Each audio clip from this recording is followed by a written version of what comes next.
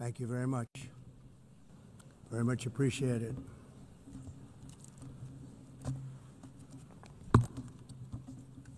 And I don't mind making this speech without a teleprompter, because the teleprompter is not working.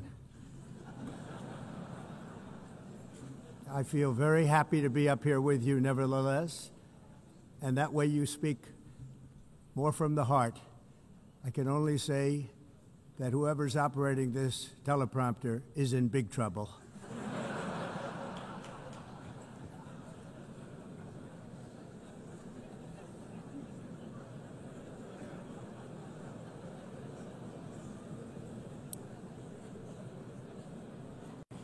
Hello, Madam First Lady.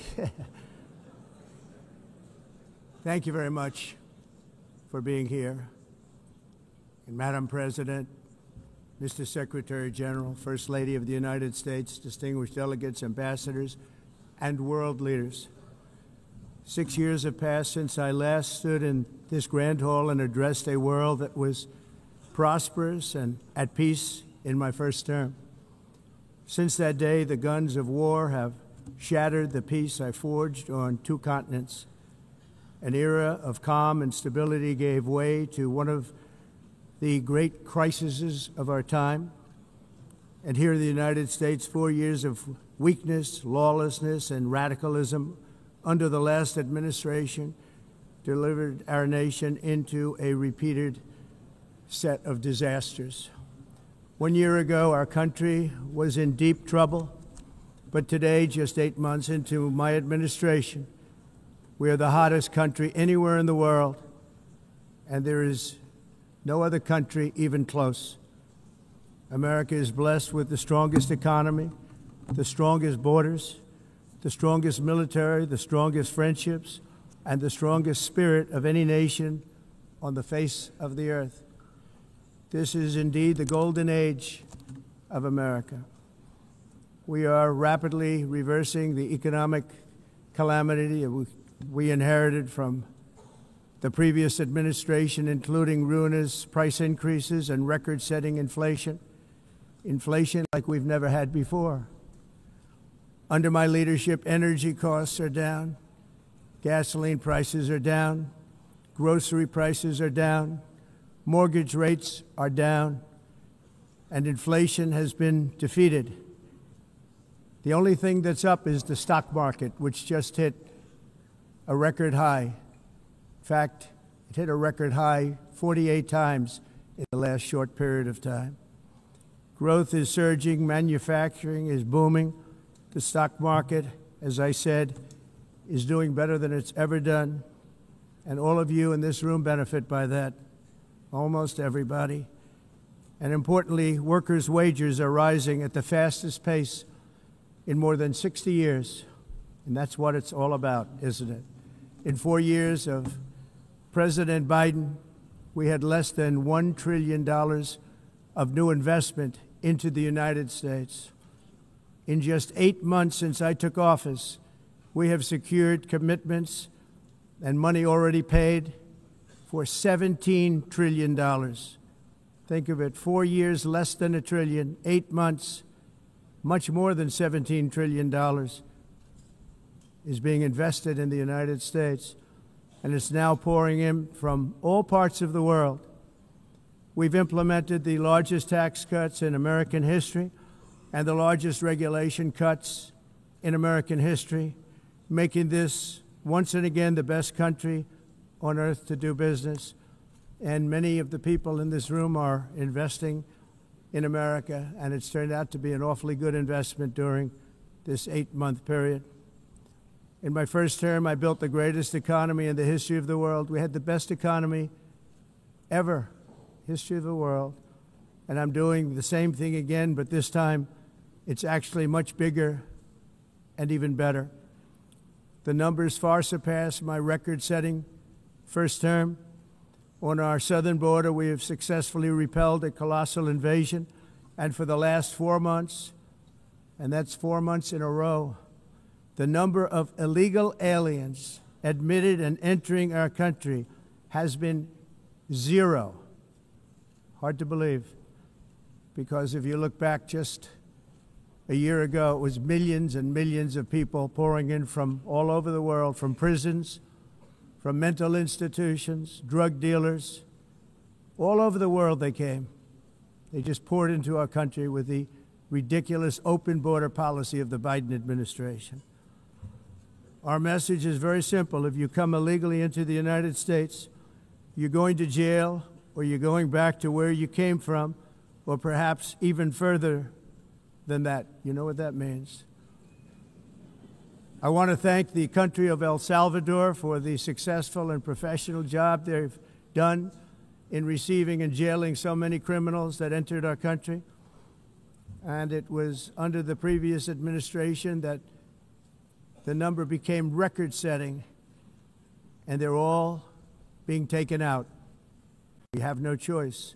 And other countries have no choice, because other countries are in the exact same situation with immigration. It's destroying your country, and you have to do something about it.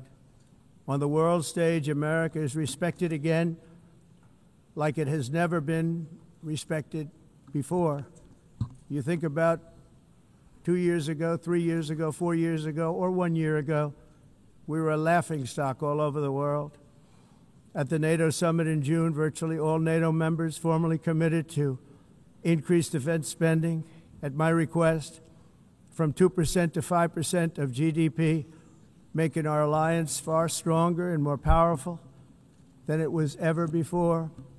In May, I traveled to the Middle East to visit my friends and rebuild our partnerships in the Gulf and those valued relationships with Saudi Arabia, Qatar, and the UAE, and other countries are now, I believe, closer than ever before. My administration has negotiated one historic trade deal after another, including with the United Kingdom, the European Union, Japan, South Korea, Vietnam, Indonesia, the Philippines, Malaysia, and many, many others. Likewise, in a period of just 7 months, I have ended 7 unendable wars. They said they were unendable. You're never going to get them solved. Some were going for 31 years, 2 of them, 31, think of it, 31 years. One was 36 years. One was 28 years. I ended 7 wars. And in all cases, they were raging with countless thousands of people being killed. This includes Cambodia and Thailand, Kosovo and Serbia, the Congo and Rwanda, a vicious, violent war that was, Pakistan and India, Israel and Iran, Egypt and Ethiopia, and Armenia and Azerbaijan. It included all of them. No president or prime minister, and for that matter, no other country has ever done anything close to that. And I did it in just 7 months. It's never happened before. There's never been anything like that. I'm very honored to have done it. It's too bad that I had to do these things instead of the United Nations doing them. And sadly, in all cases, the United Nations did not even try to help in any of them. I ended 7 wars, dealt with the leaders of each and every one of these countries, and never even received a phone call from the United Nations offering to help in finalizing the deal. All I got from the United Nations was an escalator that on the way up stopped right in the middle.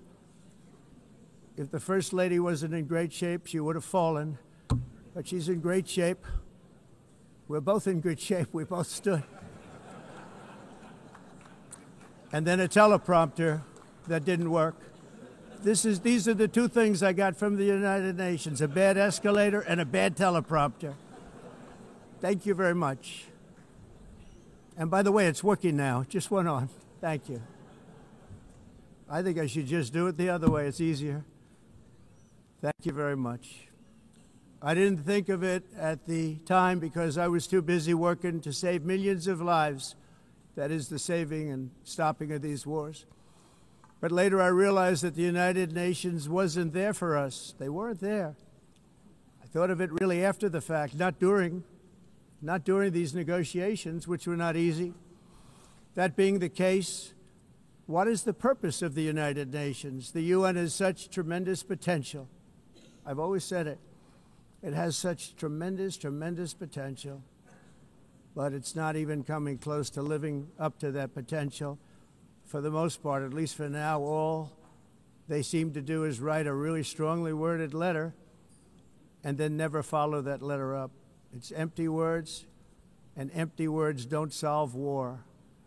The only thing that solves war and wars is action. Now, after ending all of these wars and also earlier negotiating the Abraham Accords, which is a very big thing for which our country received no credit, never receives credit. Everyone says that I should get the Nobel Peace Prize for each one of these achievements. But for me, the real prize will be the sons and daughters who live to grow up with the mothers and fathers, because millions of people are no longer being killed in endless and unglorious wars. What I care about is not winning prizes, it's saving lives. We saved millions and millions of lives with the 7 wars. And we have others that we're working on, and you know that. Many years ago, a very successful real estate developer in New York, known as Donald J. Trump, I bid on the renovation and rebuilding of this very United Nations complex. I remember it so well. I said at the time that I would do it for $500 million, rebuilding everything. It would be beautiful. I used to talk about, I'm going to give you marble floors. They're going to give you terrazzo. I'm going to give you the best of everything. You're going to have mahogany walls. They're going to give you plastic.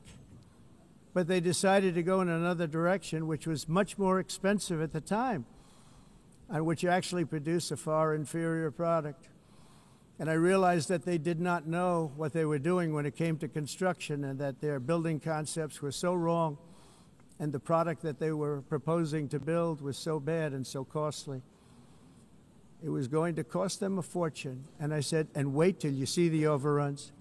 Well, I turned out to be right. They had massive cost overruns and spent between $2 and $4 billion on the building and did not even get the marble floors that I promised them. You walk on terrazzo. Do you notice that? As far as I'm concerned, frankly, looking at the building and getting stuck on the escalator, they still haven't finished the job. They still haven't finished. That was years ago. The project was so corrupt that Congress actually asked me to testify before them on the tremendous waste of money, because it turned out that they had no idea what it was, but they knew it was anywhere between $2 and $4 billion as opposed to $500 million with a guarantee. But they had no idea, and I said it cost much more than $5 billion. Unfortunately, many things in the United Nations are happening just like that, but on an even much bigger scale, much, much bigger. Very sad to see. Whether the UN can manage to play a productive role, I've come here today to offer the hand of American leadership and friendship to any nation in this assembly that is willing to join us in forging a safer, more prosperous world. And it's a world that we'll be much happier with. A dramatically better future is within our reach. But to get there, we must reject the failed approaches of the past and work together to confront some of the greatest threats in history. There is no more serious danger to our planet today than the most powerful and destructive weapons ever devised by man, of which the United States, as you know, has many. Just as I did in my first term, I've made containing these threats a top priority, starting with the nation of Iran. My position is very simple. The world's #1 sponsor of terror can never be allowed to possess the most dangerous weapon. That's why, shortly after taking office, I sent the so-called Supreme Leader a letter making a generous offer. I extended a pledge of full cooperation in exchange for a suspension of Iran's nuclear program. The regime's answer was to continue their constant threats to their neighbors and U.S. interests throughout the region, and some great countries that are right nearby. Today, many of Iran's former military commanders, in fact, I can say almost all of them, are no longer with us. They're dead. And 3 months ago, in Operation Midnight Hammer, 7 American B-2 bombers dropped the 14 30,000-pound each bombs on Iran's key nuclear facilities, totally obliterating everything. No other country on earth could have done what we did. No other country has the equipment to do what we did. We have the greatest weapons on earth. We hate to use them. But we did something that for 22 years people wanted to do. With Iran's nuclear enrichment capacity demolished, I immediately brokered an end to the 12-day war, as it's called, between Israel and Iran, with both sides agreeing to fight no longer. As everyone knows, I have also been deeply engaged in seeking a ceasefire in Gaza. Have to get that done. Have to get it done. Unfortunately, Hamas has repeatedly rejected reasonable offers to make peace. We can't forget October 7th, can we? Now, as if to encourage continued conflict, some of this body is seeking to unilaterally recognize a Palestinian state. The rewards would be too great for Hamas terrorists for their atrocities. This would be a reward for these horrible atrocities, including October 7th, even while they refuse to release the hostages or accept a ceasefire. Instead of giving to Hamas and giving so much, because they've taken so much, they have taken so much. This could have been solved so long ago. But instead of giving in to Hamas's ransom demands, those who want peace should be united with one message: release the hostages now. Just release the hostages now. Thank you.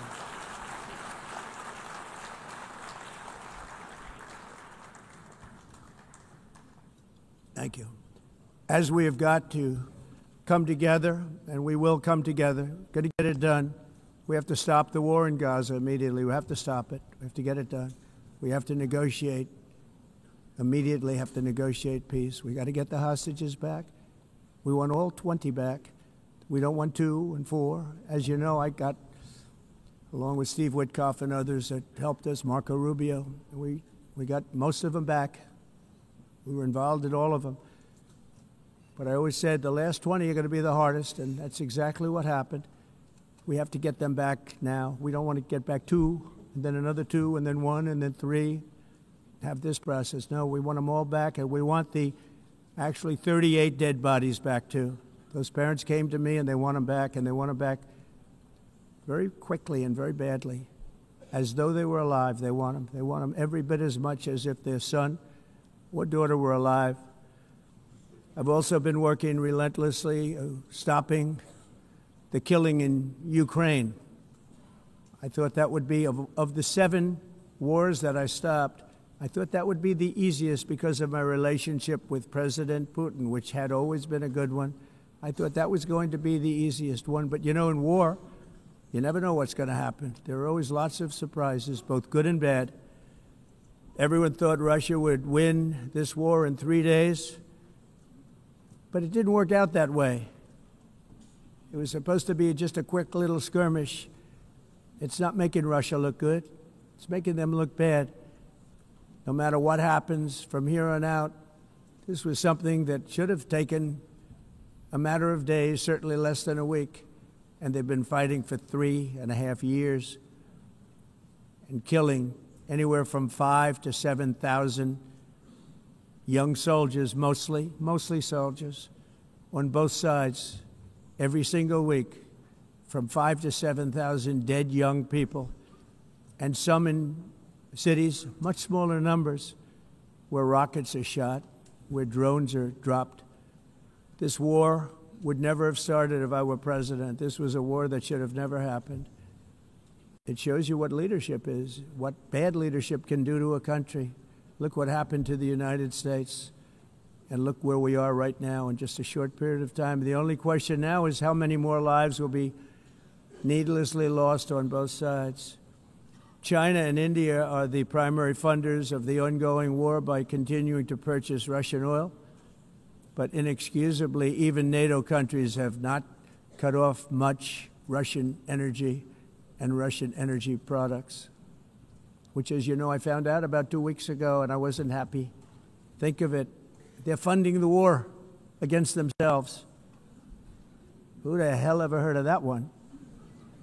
In the event that Russia is not ready to make a deal to end the war, then the United States is fully prepared to impose a very strong round of powerful tariffs, which would stop the bloodshed, I believe, very quickly. But for those tariffs to be effective, European nations, all of you are gathered here right now, would have to join us in adopting the exact same measures.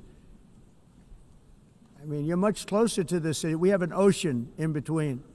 You're right there. And Europe has to step it up. They can't be doing what they're doing. They're buying oil and gas from Russia while they're fighting Russia. It's embarrassing to them, and it was very embarrassing to them when I found out about it, I can tell you that. They have to immediately cease all energy purchases from Russia. Otherwise, we're all wasting a lot of time. So I'm ready to discuss this. We're going to discuss it today with the European nations, all gathered here. I'm sure they're thrilled to hear me speak about it, but that's the way it is. I like to speak my mind and speak the truth. As we seek to reduce the threat of dangerous weapons today, I'm also calling on every nation to join us in ending the development of biological weapons once and for all. And biological is terrible, and nuclear is even beyond, and we include nuclear in that. We want to have a cessation of the development of nuclear weapons. We know, and I get to view it all the time. Sir, would you like to see? And I look at weapons that are so powerful that we just can't ever use them. If we ever use them, the world literally might come to an end. There would be no United Nations to be talking about. There would be no nothing.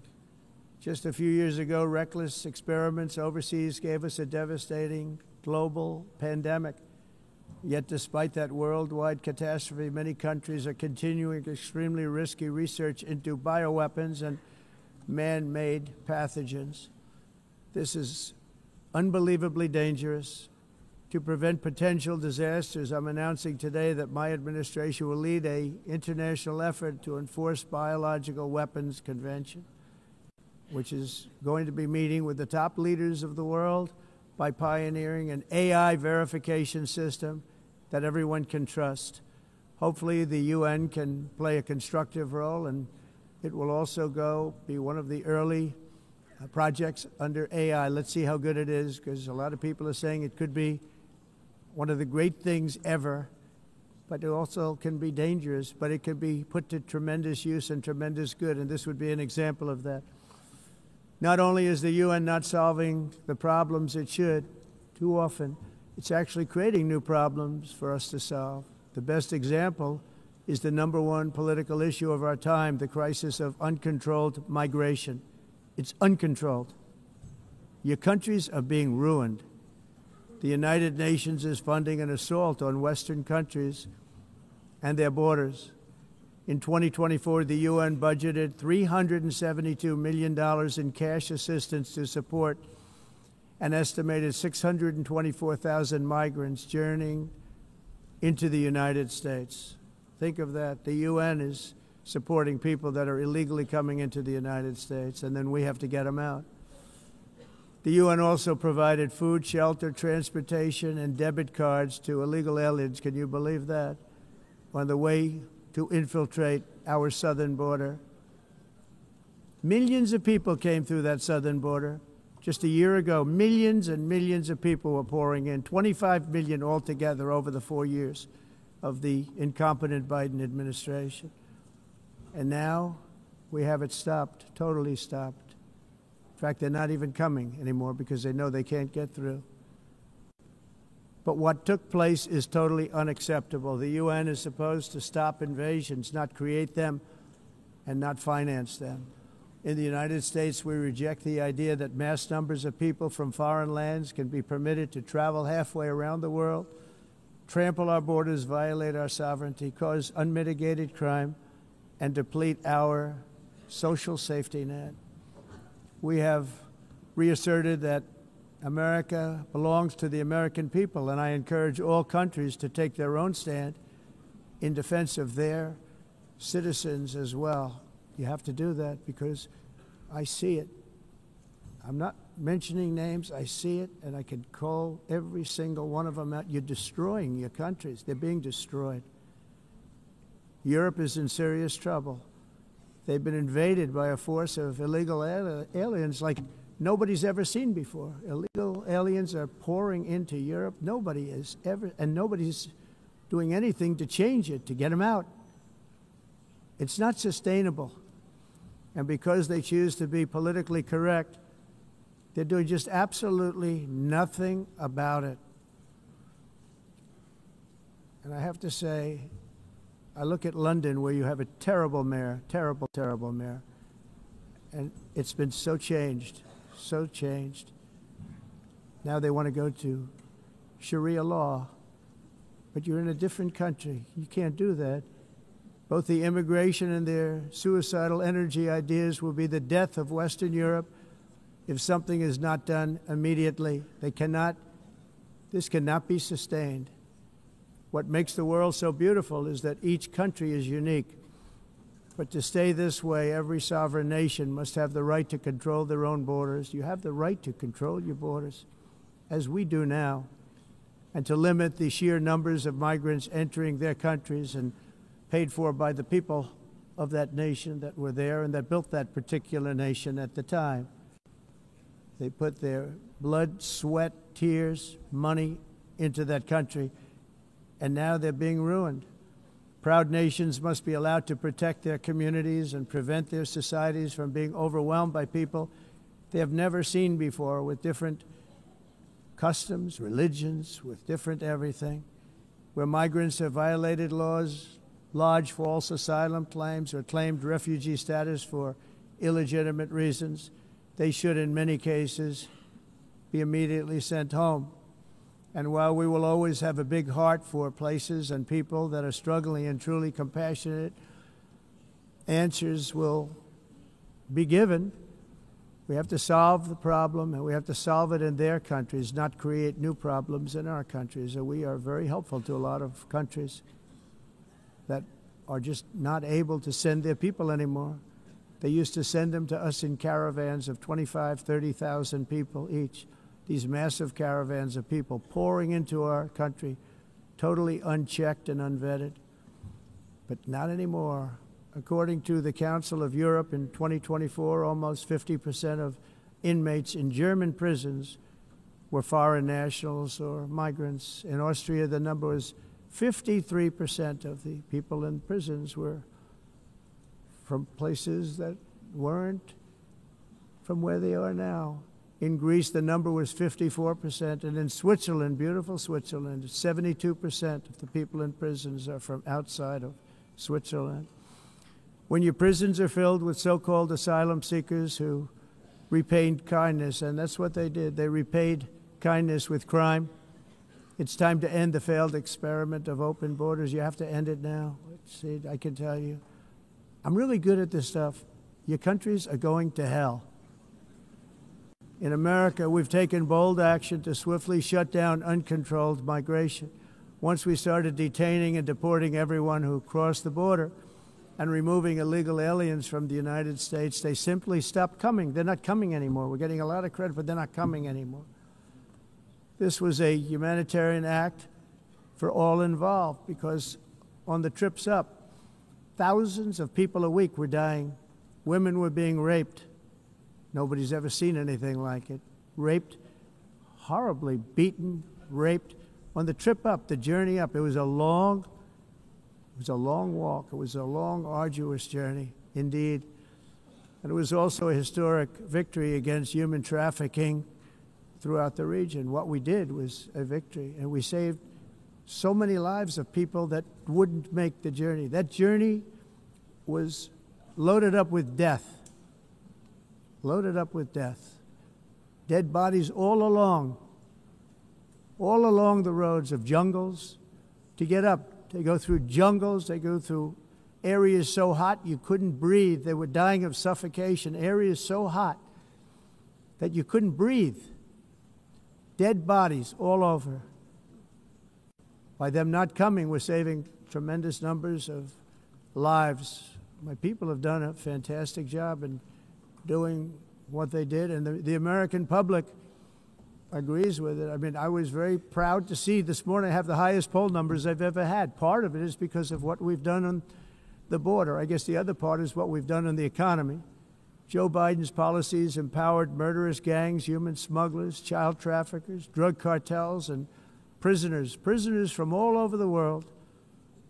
The previous administration also lost nearly 300,000 children. Think of that. They lost more than 300,000 children, little children, who were trafficked into the United States on the Biden watch, many of whom have been raped, exploited, and abused, and sold.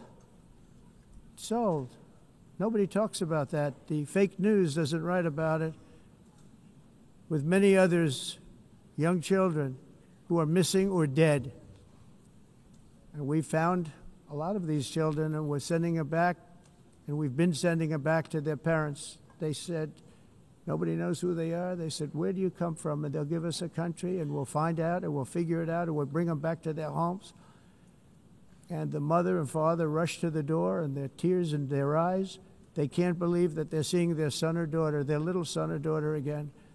We've done almost 30,000 of them so far. Any system that results in the mass trafficking of children is inherently evil. Yet that is exactly what the globalist migration agenda has done, and it's what it's all about. In America, those days, as you know, are over. The Trump administration is working, and we are continuing to work to track down the villains that are causing this problem, and also, as I said, to get back the 30,000 we've already returned. Now I think we're going to have another. We're going to find a lot. You're not going to find all of them. 300, more than 300,000. They're lost or they're dead. They're lost or they're dead because of the animals that did this. To protect our citizens, I've also designated multiple savage drug cartels as far as and you see this, and you see it happening right before your eyes. Let's put it this way. People don't like taking big loads of drugs in boats anymore. There aren't too many boats that are traveling on the seas by Venezuela. They tend not to want to travel very quickly anymore. And we've virtually stopped drugs coming into our country by sea. We call them the water drugs. They kill hundreds of thousands of people. I've also designated multiple savage drug cartels as far as foreign terrorist organizations, along with two bloodthirsty transnational gangs, probably the worst gangs anywhere in the world, MS-13 and Tren de Aragua. Tren de Aragua is from Venezuela, by the way. Such organizations torture, maim, mutilate, and murder with impunity. They're the enemies of all humanity. And for this reason, we've recently begun using the supreme power of the United States military to destroy Venezuelan terrorists and trafficking networks led by Nicolas Maduro. To every terrorist thug smuggling poisonous drugs into the United States of America, please be warned that we will blow you out of existence. That's what we're doing. We have no choice. Can't let it happen. They're destroying. I believe we lost 300,000 people last year to drugs, 300,000. Fentanyl and other drugs. Each boat that we sink carries drugs that would kill more than 25,000 Americans. We will not let that happen. Energy is another area where the United States is now thriving like never before. We're getting rid of the falsely named renewables. By the way, they're a joke. They don't work. They're too expensive. They're not strong enough to fire up the plants that you need to make your country great. The wind doesn't blow. Those big windmills are so pathetic and so bad, so expensive to operate. And they have to be rebuilt all the time, and they start to rust and rot. most expensive energy ever conceived, and it's actually energy. You're supposed to make money with energy, not lose money. You lose money, the governments have to subsidize. You can't put them out without massive subsidies. And most of them are built in China, and I give China a lot of credit. They build them, but they have very few wind farms. So why is it that they build them and they send them all over the world, but they barely use them? You know what they use? Coal. They use gas. They use almost anything, but they don't like wind. But they sure as hell like selling the windmills. Europe, on the other hand, has a long way to go, with many countries being on the brink of destruction because of the green energy agenda. And I give a lot of credit to Germany. Germany was being led down a very sick path, both on immigration, by the way, and on energy. They were going green, and they were going bankrupt. And the new leadership came in, and they went back to where they were, with fossil fuel and with nuclear, which is good. It's now safe, and you can do it properly.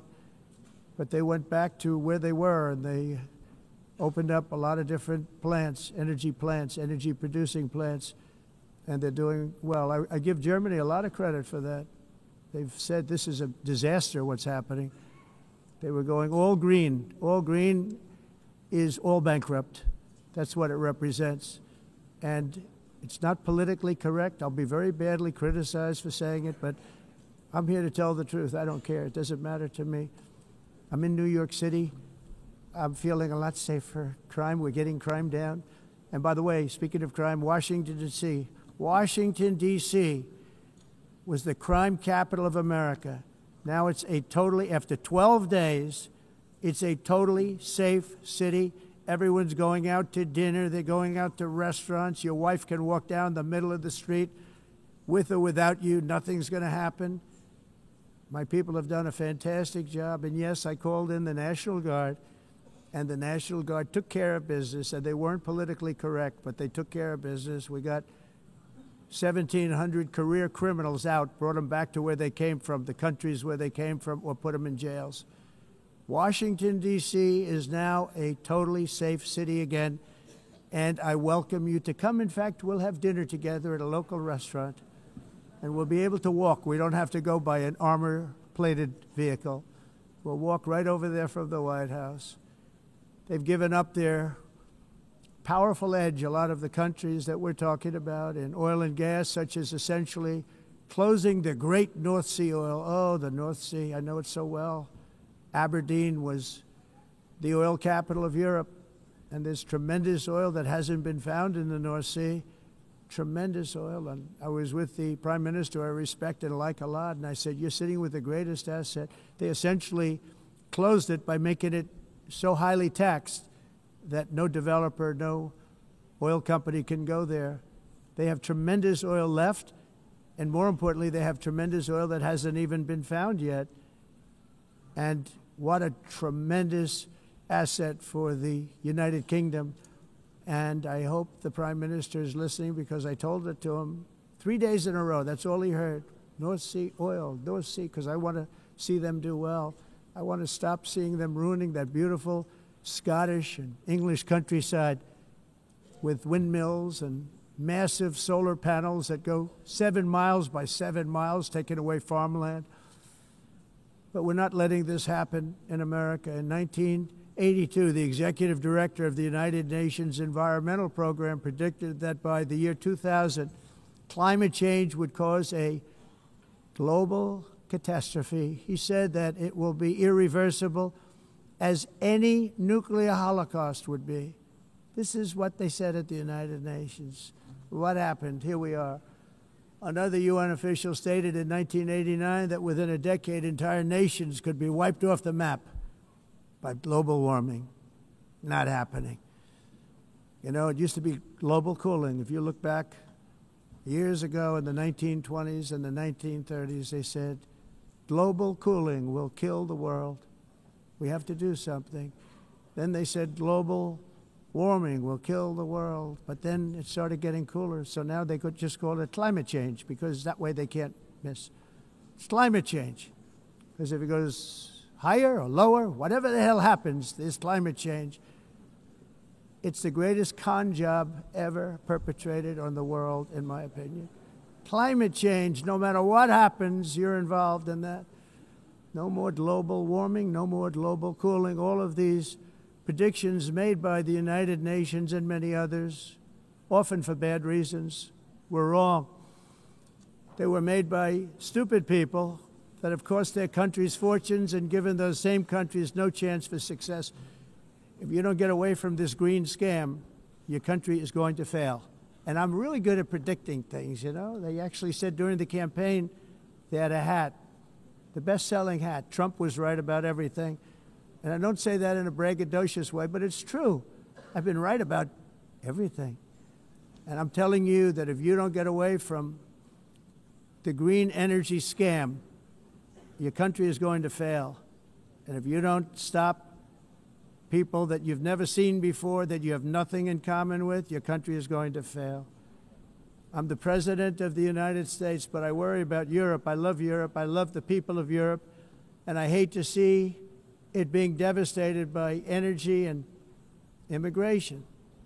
This double-tailed monster destroys everything in its wake, and they cannot let that happen any longer. You're doing it because you want to be nice. You want to be politically correct, and you're destroying your heritage. They must take control strongly and immediately of the unmitigated immigration disaster and the fake energy catastrophe before it's too late. The carbon footprint is a hoax made up by people with evil intentions, and they're heading down a path of total destruction. You know, the carbon footprint was a big, big thing a few years ago. I remember hearing about the carbon footprint, and then President Obama would get into Air Force One, a massive Boeing 747, and not a new one, an old one with old engines that spew everything into the atmosphere. He'd talk about the carbon footprint, we must do so. Then he'd get in and he'd fly from Washington to Hawaii to play a round of golf. And then he'd get back onto that big, beautiful plane and he'd fly back and he'd talk about, again, global warming and the carbon footprint. It's a con job.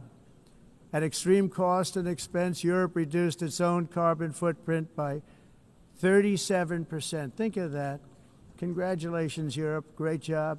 You cost yourself a lot of jobs, a lot of factories closed, but you reduced the carbon footprint by 37%. However, for all of that sacrifice and much more, it's been totally wiped out and then some by a global increase of 54%.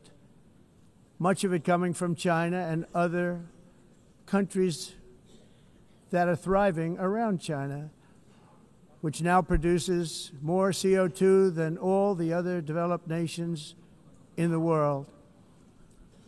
So all of these countries are working so hard on the carbon footprint, which is nonsense, by the way. It's nonsense. You know, it's interesting.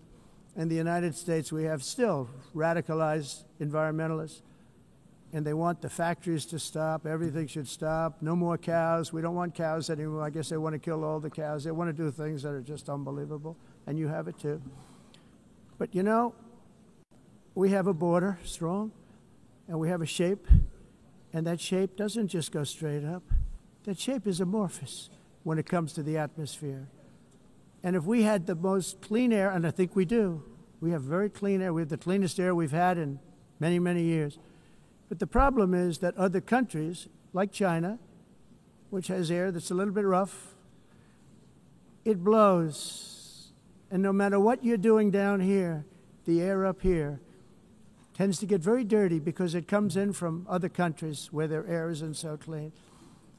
And the environmentalists refuse to acknowledge that. Same thing with garbage. In Asia, they dump much of their garbage right into the ocean. And over about a 1 week and 2 week journey, it flows right past Los Angeles. You've seen it. Massive amounts of garbage, almost too much to do anything about, flowing past Los Angeles, past San Francisco, and then somebody will get in trouble because he dropped a cigarette on the beach. The whole thing is crazy. The primary effect of these brutal green energy policies has not been to help the environment, but to redistribute manufacturing and industrial activity from developed countries that follow the insane rules that are put down to polluting countries that break the rules and are making a fortune. They're making a fortune.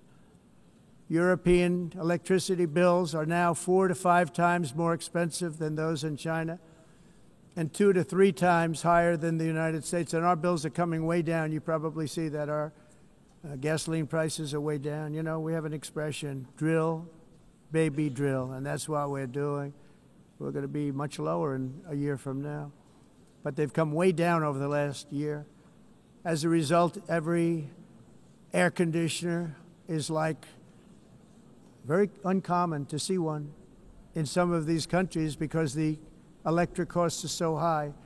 So while the U.S. has approximately 1,300 heat-related deaths annually, that's a lot, Europe loses more than 175,000 people to heat deaths each year because the costs are so expensive you can't turn on an air conditioner. What is that all about? That's not Europe. That's not the Europe that I love and know. All in the name of pretending to stop the global warming hoax. The entire globalist concept of asking successful industrialized nations to inflict pain on themselves and radically disrupt their entire societies must be rejected completely and totally, and it must be immediate. That's why in America I withdrew from the fake Paris Climate Accord, where, by the way, America was paying so much more than every country. Others weren't paying. China didn't have to pay until 2030. Russia was given an old standard that was easy to meet, a 1990 standard. But for the United States, we're supposed to pay like $1 trillion. And I said, this is another scam. The fact is, the United States has been taken advantage of by the world for many, many years, but not any longer, as you probably noticed. I unleashed massive energy production and signed historic executive orders to hunt for oil, but we don't have to do much hunting because we have the most oil of any nation anywhere, oil and gas in the world. And if you add coal, we have the most of any nation in the world. Clean, I call it clean, beautiful coal. You can do things today with coal that you couldn't have done 10 years ago, 15 years. So I have a little standing order in the White House. Never use the word coal, only use the words clean, beautiful coal. Sounds much better, doesn't it? But we stand ready to provide any country with abundant, affordable energy supplies if you need them, when most of you do. We're proudly exporting energy all over the world. We're now the largest exporter. In the United States, we want trade and robust commerce with all nations, everybody. We want to help nations. We're going to help nations. But it must also be fair and reciprocal. The challenge with trade is much the same with climate. The countries that followed the rules, all their factories have been plundered. It's really sad to watch. They've been broken. They've been broken by countries that broke the rules. That's why the United States is now applying tariffs to other countries, and much as these tariffs were for many years applied to us, uncontrollably applied to us.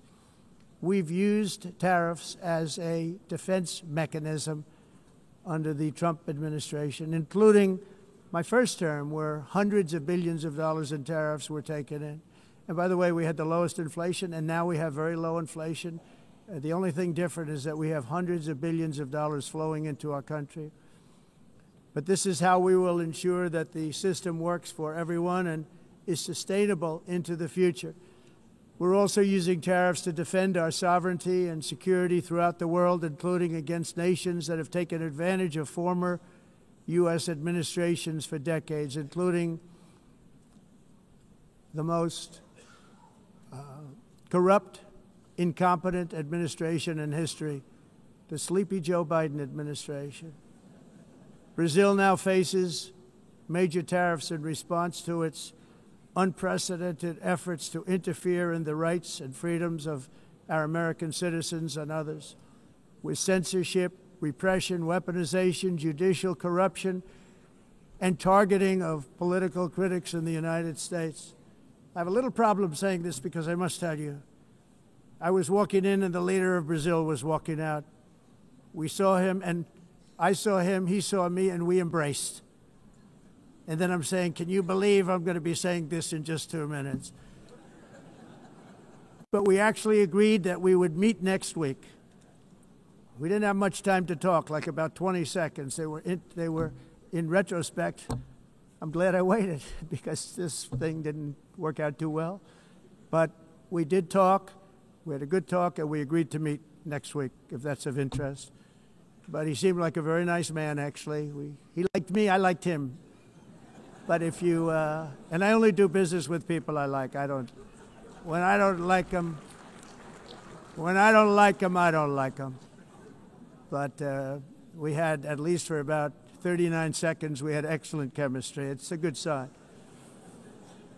But also in the past, Brazil, can you believe this, unfairly tariffed our nation, but now because of our tariffs, we are hitting them back, and we're hitting them back very hard. As president, I will always defend our national sovereignty and the rights of American citizens. So I'm very sorry to say this, that Brazil is doing poorly and will continue to do poorly. They can only do well when they're working with us. Without us, they will fail, just as others have failed. It's true. Next year, the United States will celebrate the 250th anniversary of our glorious independence, a testament to enduring power and American freedom and spirit. We will also be proudly hosting the 2026 FIFA World Cup, and shortly thereafter, the 2028 Olympics, which is going to be very exciting. I hope you all come. I hope that countless people from all over the globe will take part of these will be great celebrations of liberty and human achievement, and that together we all can rejoice in the miracles of history that began in July 4th, 1776, when we founded the light to all nations. And it's something really that an amazing thing came out of that date. It's called the United States of America. In honor of this momentous anniversary, I hope that all countries who find inspiration in our example will join us in renewing our commitment, values, and those values, really, that we hold so dear. Together, let us defend free speech and free expression. Let us protect religious liberty, including for the most persecuted religion on the planet today. It's called Christianity. And let us safeguard our sovereignty and cherish qualities that have made each of our nations so special, incredible, and extraordinary. In closing, I just want to repeat that immigration and the high cost of so-called green renewable energy is destroying a large part of the free world and a large part of our planet. Countries that cherish freedom are fading fast because of their policies on these two subjects. You need strong borders and traditional energy sources if you are going to be great again. Whether you have come from north or south, east or west, near or far, every leader in this beautiful hall today represents a rich culture, a noble history, and a proud heritage that makes each nation majestic and unique, unlike anything else in human history or any other place on the face of the earth. From London to Lima, from Rome to Athens, from Paris to Seoul, from Cairo to Tokyo and Amsterdam to right here in New York City, we stand on the shoulders of the leaders and legends, generals and giants, heroes and titans who won and built our beloved nations, all of our nations, with their own courage, strength, spirit, and skill. Our ancestors climbed mountains, conquered oceans, crossed deserts, and trekked over wide open plains. They charged into thunderous battles, plunged into grave dangers, and they were soldiers and farmers and workers and warriors and explorers and patriots. They built towns into cities, tribes into kingdoms, ideas into industries, and small islands into mighty empires. You're a part of all of that. They were champions for their people who never gave up and who never, ever gave in. Their values defined our national identities. Their visions forged our magnificent destiny. Everybody in this room is a part of it in your own way. Each of us inherits the deeds and the myths the triumphs, the legacies of our own heroes and founders who so bravely showed us the way. Our ancestors gave everything for homelands that they defended with pride, with sweat, with blood, with life, and with death. Now the righteous task of protecting the nations that they built belongs to each and every one of us. So together let us uphold our sacred duty to our people and to our citizens. Let us protect their borders, ensure their safety, preserve their cultures, treasure, and traditions, and fight, fight, fight for their precious dreams and their cherished freedoms. And in friendship and really a beautiful vision, let us all work together to build a bright, beautiful planet, a planet that we all share, a planet of peace and a world that is richer, better, and more beautiful than ever before. That can happen. It will happen. It will happen, and I hope it can happen and start right now, right at this moment. We'll turn it around. We're going to make our countries better, safer, more beautiful. We're going to take care of our people. Thank you very much. It's been an honor. God bless the nations of the world. Thank you very much. Bye.